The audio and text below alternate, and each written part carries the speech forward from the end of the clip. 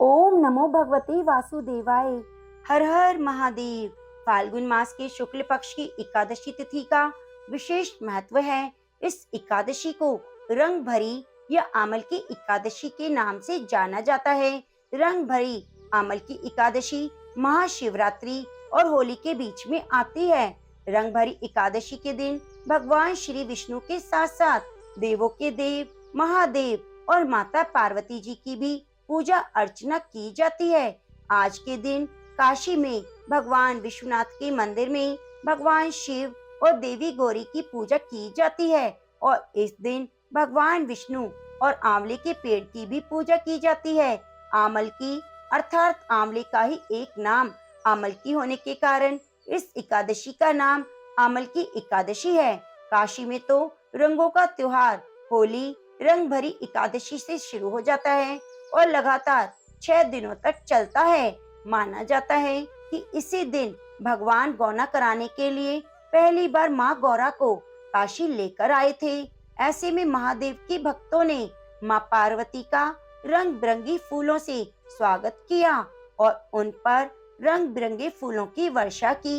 इसके साथ ही अबीर और गुलाल उड़ाया जाता है, इसलिए इसे रंग भरी एकादशी के नाम से जाना जाता है। पद्म पुराण के अनुसार इस दिन भगवान विष्णु माँ लक्ष्मी जी के साथ साथ आंवले के वृक्ष की पूजा करना खास होता है, क्योंकि इसी दिन सृष्टि के आरंभ में सबसे पहले आंवले के वृक्ष की उत्पत्ति हुई। आंवला भगवान श्री विष्णु को अत्यंत प्रिय है। स्मरण मात्र से ही गोदान का फल मिलता है। स्पर्श करने से 2 गुना और आंवले का फल खाने से 3 गुना फल की प्राप्ति होती है। इसके मूल भाग में श्री विष्णु जी, ऊपरी भाग में ब्रह्मा जी और तने में रुद्र, शाखाओं में मुनिगण, टहनियों में देवता, पत्तों में वसु, फूलों में मरुदगण और फलों में समस्त प्रजापति वास करते हैं। इसलिए यह सब पापों को हरने वाली परम पूज्य वृक्ष है।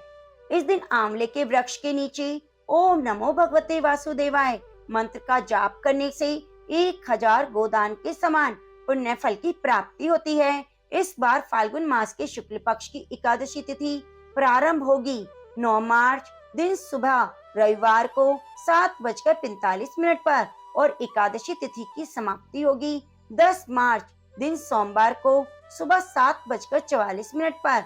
ऐसे में उदय तिथि की मान्यता के अनुसार इस साल आमल की एकादशी या आंवला एकादशी का व्रत 10 मार्च सोमवार को रखा जाएगा। एकादशी से एक दिन पहले रविवार को दशमी तिथि के नियमों का पालन किया जाएगा। आज के दिन आंवले के पेड़ की, आंवले की टहनी की, आंवले के फलों की पूजा की जाती है और आंवले का दीपदान किया जाता है। इस साल आमल की एकादशी के दिन 3 शुभ संयोग बन रहे हैं। आमल की एकादशी वाले दिन सर्वार्थ सिद्धि योग, शोभन योग और पुष्य नक्षत्र योग बन रहा है। ये तीनों ही बहुत शुभ माने जाते हैं। सर्वार्थ सिद्धि योग रहेगा सुबह 6:36 से रात 12:51 तक। शोभन योग प्रातः काल से दोपहर 1:57 तक रहेगा। पुष्य नक्षत्र पूरे दिन रहेगा, फिर रात 12:51 पर समाप्त हो जाएगा। 10 मार्च दिन सोमवार को सुबह 7:45 पर उसके बाद द्वादशी तिथि प्रारंभ हो जाएगी। 10 मार्च दिन सोमवार को सुबह 7:45 पर द्वादशी तिथि प्रारंभ हो जाएगी और उसकी समाप्ति होगी मंगलवार को सुबह 8:14 पर। हरिवासर का समय 10 मार्च दिन सोमवार को ही समाप्त हो जाएगा। हरिवासर के समय यदि व्रत खोला जाता है तो वह व्रत अधूरा माना जाएगा। हरिवासर द्वादशी तिथि का पहला 1/4 पहर माना जाता है।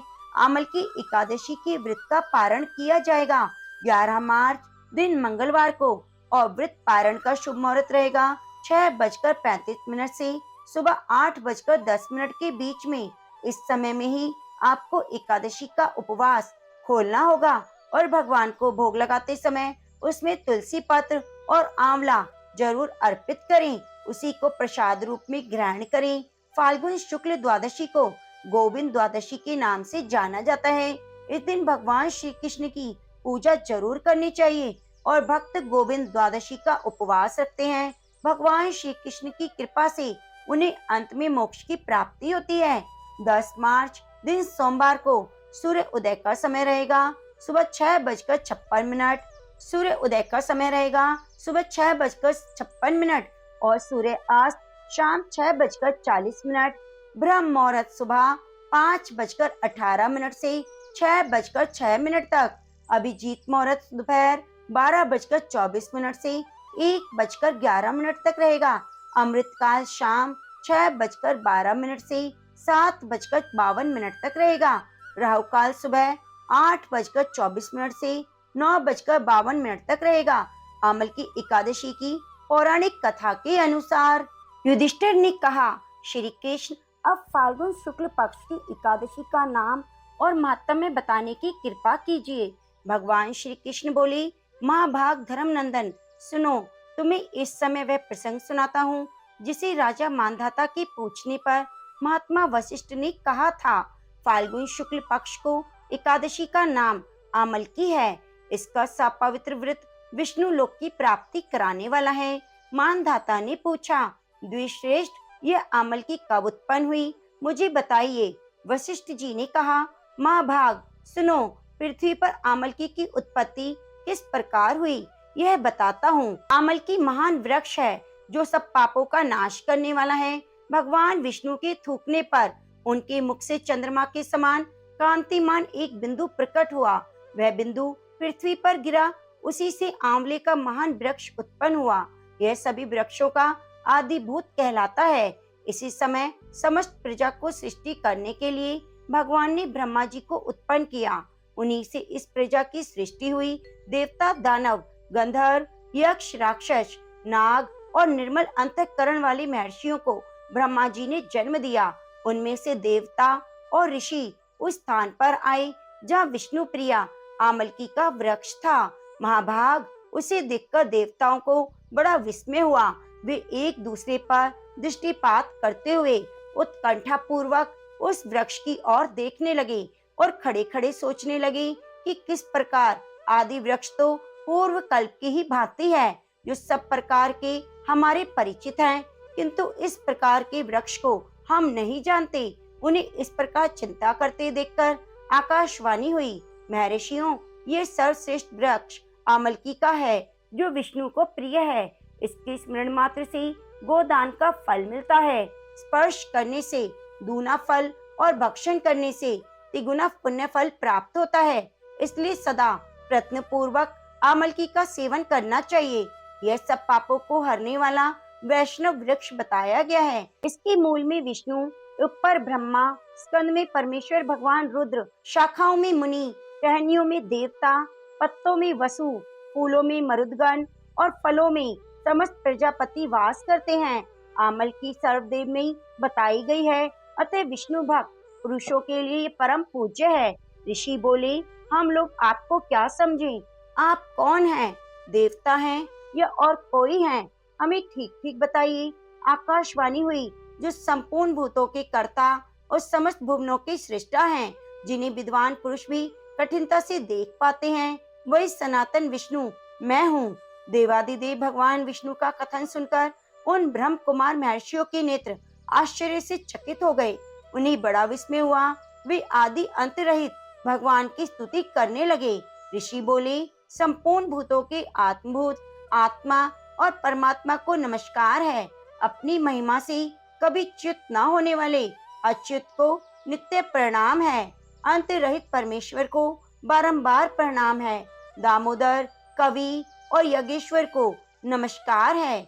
मायापति, आपको प्रणाम है। आप विश्व के स्वामी हैं, आपको प्रणाम है।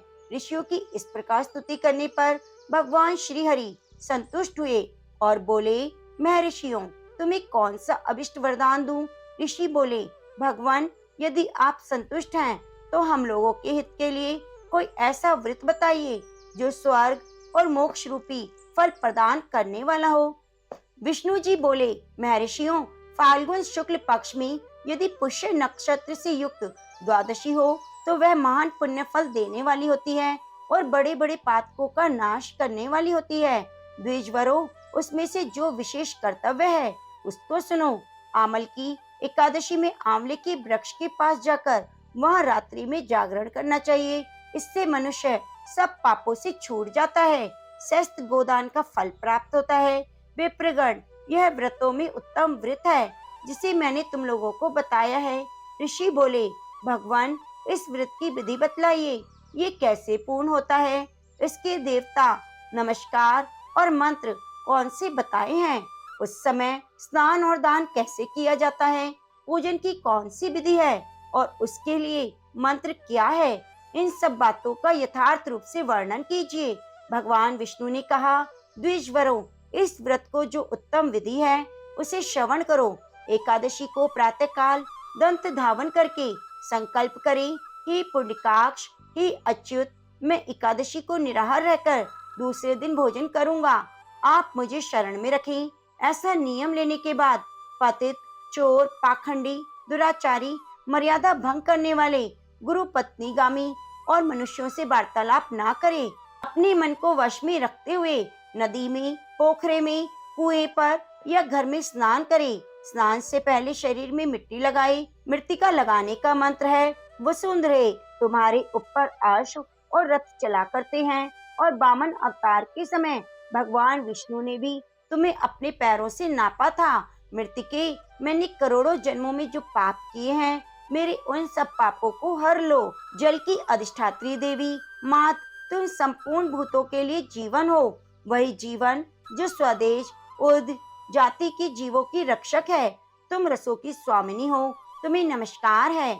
आज मैं संपूर्ण तीर्थों, कुंडों, झरनों, नदियों और देव संबंधी सरोवर में स्नान कर चुका हूँ। मेरा यह स्नान उक्त सभी स्नानों का फल देने वाला हो। विद्वान पुरुष को चाहिए कि वे परशुराम जी को सोने की प्रतिमा बनाए। प्रतिमा अपनी शक्ति और धन के अनुसार 1 या आधे माह से स्वर्ण की होनी चाहिए। उसके बाद घर पर आकर पूजन और हवन करें। इसके बाद सब प्रकार की सामग्री लेकर आंवले के वृक्ष के पास जाएं। वहां वृक्ष के चारों ओर जमीन झाड़ बुहार कर लीप पोत कर शुद्ध करें। शुद्ध की हुई भूमि में मंत्र पाठ पूर्वक जल से भरे हुए नवीन कलश की स्थापना करें। कलश में पंचरत्न और दिव्य गंध आदि को छोड़ दें। श्वेत चंदन से उनको चर्चित करें।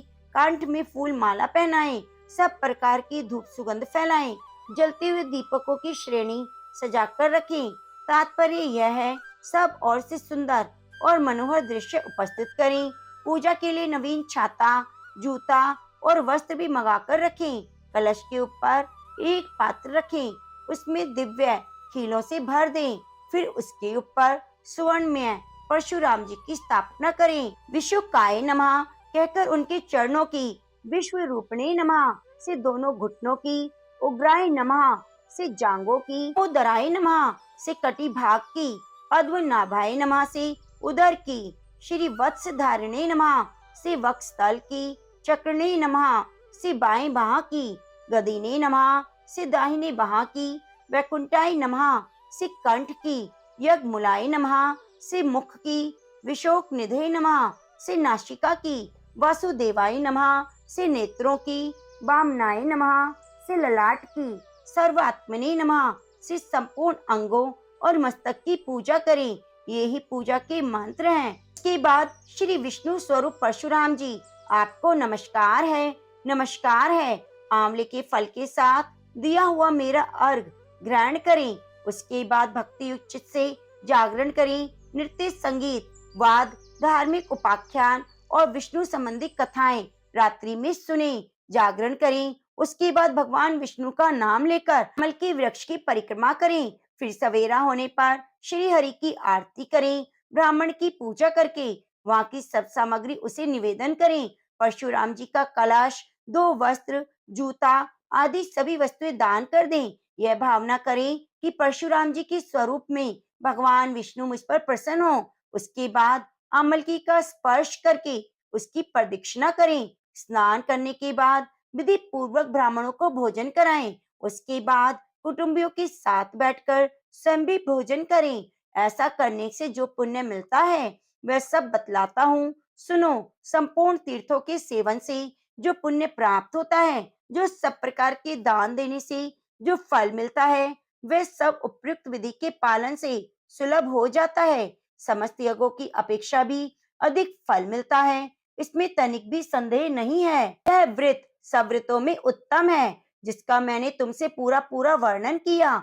वशिष्ठ जी कहते हैं, महाराज, इतना कहकर देवेश्वर भगवान विष्णु वही अंतर ध्यान हो गए। उसके बाद समस्त ऋषियों ने उक्त व्रत का पूर्ण रूप से पालन किया।